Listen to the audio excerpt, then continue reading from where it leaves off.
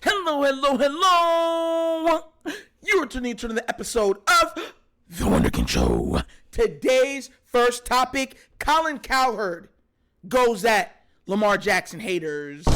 Look, I actually was going to play this for you guys, a clip from the herd, because the past week, matter of fact, I'm going to go even further. The past 2 weeks has been absolutely horrible online for Lamar Jackson because all of the haters are now angry, right? I told y'all this. Man, when we call stuff, we call stuff. I always made it known that I wanted Lamar to get another MVP en route to winning a Super Bowl. And I said it because they discounted his first one. And I said that when you talk about legacy, media writes your story. Now remember me keep saying that. You remember me? Okay, so I know every Raven fan that's watching this has been on Twitter, has been on Facebook, and you've heard the unscrupulous things being said about our QB and our team since he is now taking the lead for NFL MVP honors. You understand where I'm coming from? And they have said so many things of, oh, he's really not throwing good. God's just making plays for him. He's really not, he's being carried by the defense. He's lucked out a lot of weeks. Miami sucks. They were never the team we thought they would. Why would they let him blow him out? But then he's blowing out every good team. Because what people are not realizing is that the Ravens have a top 4, top 3 offense right now. On top of having the number 1 defense. Yeah. And there's a stat that came out before I play this clip from Colin Cowherd, who was speaking about how people are viewing him right now. Do you know that Lamar is one of 3 quarterbacks that are going to get MVP that did not have a 1,000-yard rusher and a 1,000-yard receiver? You know that? You know the other 2? Brett Favre, the year they won the Super Bowl, right? And Denver's quarterback, I forgot his name real quick off the top of my head, but you guys know exactly what I'm talking about, and him.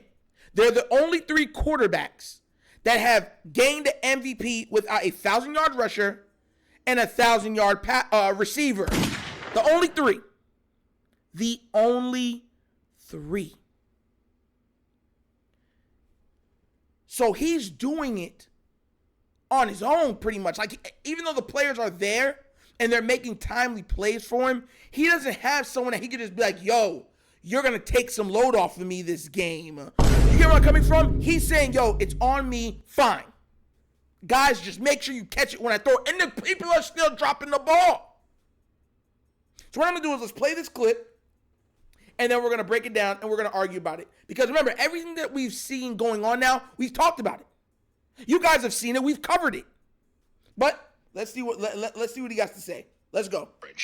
John Harbaugh, Lamar Jackson, Baltimore Ravens. Here's why it's a perfect marriage. The Ravens have always had a little chip on their shoulder about the Steelers and all those trophies, getting all the love in their division.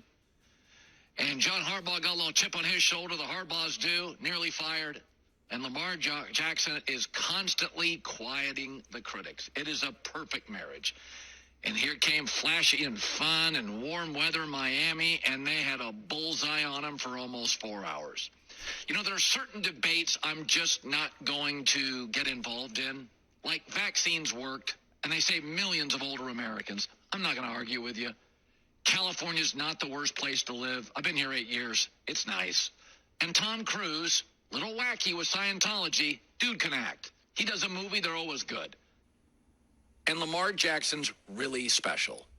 This he can't pass nonsense, give me a break. Yesterday, the perfect passer rating. He's done that 3 times. You know how many times Mahomes has had a perfect passer rating? 0. No current player equals Lamar Jackson in perfect passer rating days.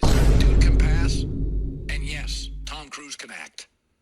Add to that his mobility, his competitiveness, his dominance on the field, and it looks like he's going half speed. His toughness. They score 10.5 points more when he plays than when he doesn't. And that number is significant. That's the number Vegas odds makers felt that Aaron Rodgers was worth in his prime. 10 and 11 points a game. 10 and a half, 11 points a game. Mm-hmm. When Rodgers was the most talented quarterback in this league. Mm-hmm. Yeah, I remember. And that was considered like, 4 to 5 points more than even good quarterbacks. That's where Lamar is. Yeah, I didn't know what he was going to be out of college. I had my doubts. Skinny kid who ran a lot. By the way, so did everybody in the NFL. That's why most of the first round passed on him. 80% of quarterbacks who were drafted round 1 through 7 don't work. Over half the first round quarterbacks don't work.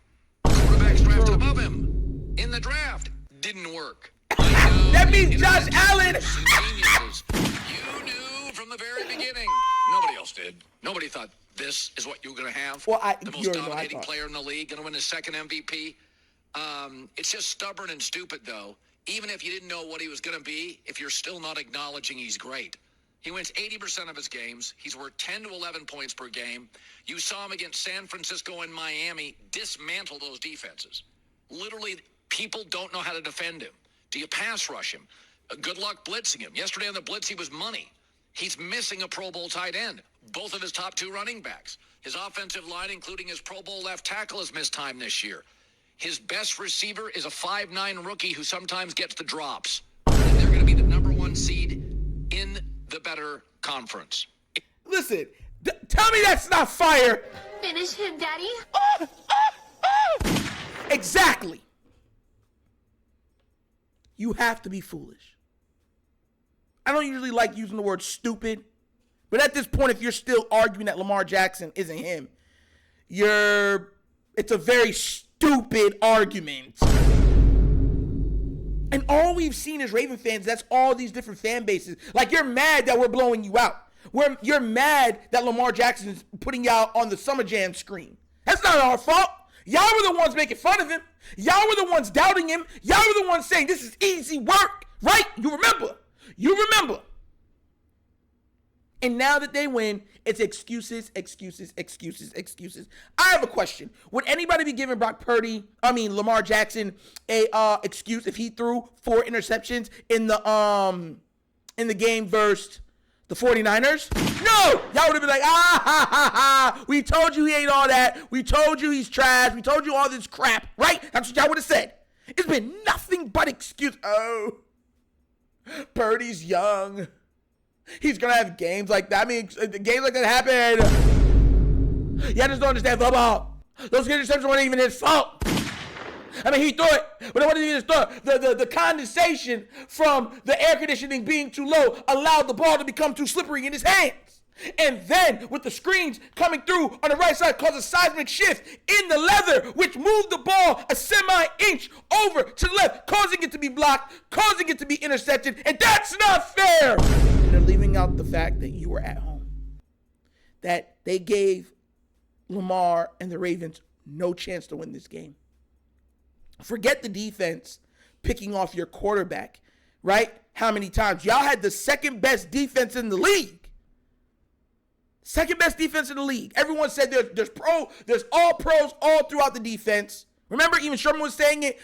Tell me how Lamar's going to beat that. He beats him in, there's a lot of luck plays, and they didn't come ready to play, and they overlooked the Ravens, and blah, blah, blah, blah, blah, blah, blah. Excuses. Have you ever seen when we lose as a team, we get no context? It's, the Ravens are the Ravens. They're not that serious, right? But when we win, it's a whole bunch of context. Oh, well, they only won because of this, and they only won because of that, and la, la, la. And it gets to a point to where you're just like, hey, my mans, come here real close. Hey, how you doing? My name is Nitro. Can I talk to you real quick? Hey, can I say something to your ear? Oh! That's what you want to do to them. Because it's like, bro, at what point do you look and say, my bad, I was wrong? He is him. Because we've seen Josh Allen, who now it has a lot of people haven't brought that up. Josh Allen has all these turnovers, key turnovers, a lot of stuff in these games, and they're saying he needs more help. His defense is rated like the 3rd or 4th defense in the league. Giving him back the ball and everything else, sacking the quarterback and everything else. Giving him back the ball, and that man just gives it back to the other team. But you don't hear nothing. They want to give him the MVP award, though, right? And if he doesn't win this week, there's a chance he doesn't make the playoffs. And they'd rather give him the MVP award, right? Yo! Now y'all see, I want y'all to understand sometimes where I'm coming from mentally. Because you got to understand that they write the stories. This is what they do. So when everybody was like, Nitro, all I care about is the Super Bowl. Yeah, because you're a fan. All you're looking at is like for the gratification of now. That's what you're looking for. I want it all. I want our defenders to get Defensive Player of the Year awards. I want us to get Comeback Player of the Year awards. I want us to get MVPs. I want us to get everything. What's that one song from that girl, H.I.M.? I want it all. Have it. I want it all. And there's nothing wrong with that. These players want legacy when they're done playing, not just to be well paid. You want to be remembered when you leave. And yes, being remembered, one of the greatest ways to be remembered is winning a Super Bowl, because no one's forgetting those New York Giants, just Tuck and all those guys on that team who ended up winning and stuff like that with the Giants. But context is needed, right? You want to be known individually for your skills. I want Kyle Hampton to get a Defensive Player of the Year award. I want Roquan to get one of those things at least once in his career. I wanted Geno to lead the league in interceptions this year. Why? Because it's their legacies. And I want the same thing for Lamar. Because outside of them, see, they don't have no problem singing praise about our defense. But because so many people bought into the narrative made from the media about Lamar Jackson, right? About he can't throw, he's just a running back, he can't talk well, he's not smart. Then now they're unwilling to see for anything else. Every pass, think about this. You have people online critiquing each pass, and the man had a perfect passer rating. 18 to 21. They're like, oh, but that pass should have been dropped. He got lucky. The pass over there should have been dropped. He got lucky. And it's like, bro. So in your guys' minds, right, even though the passes that he did were actually on the dot, he has to be perfect on every pass, 21 to 21. And it has to be totally right here in their chest, right here where they can go like this, for you to acknowledge that, hey, maybe he can pass. Think about how foolish that sounds. Now look in the mirror and think about how foolish you look. But hey, we're Baltimore Ravens fans. We're used to it. And they're not going to break us. You know what I'm saying? Because we them rough riders. Can't nobody take my pride. Can't nobody hold me down. Oh, no. I got to keep on moving. Let's get the Super Bowl, guys, and the MVP and other awards. And let's go laughing all the way to the bank with all these receipts that we got ready for these other fan bases, particularly some of them other ones in the AFC North also. But as always, that's an episode of the Wunderkind Show. Thank you for watching. Y'all know how we get down. We have fun and we laugh, but everything we talk about rooted in what? Facts and truth. Please do remember, like, subscribe, hit that notification bell, leave a comment. You don't love the comments. And if you haven't done so already, check out the Wunderkind Show's Patreon. Yes, 3 tiers of content goodness waiting for your consumption. Give it a look, give it a try. Let me know what you think. And if you would like to donate to this channel, help out with the equipment and stuff like that, I know you guys have heard me bigging up the people that have donated and stuff. Bottom of the screen, QR code. QR codes to a Cash App. Cash App's located in the description of every video that we do. And the name of it is The Wunderkind Show. Super easy. Once again, this is The Wunderkind Show. This is your host, Nigel, signing off. And as always, you know my slogan. Finish him, Daddy. Peace. And I am out of here. I love that sound. Yeah!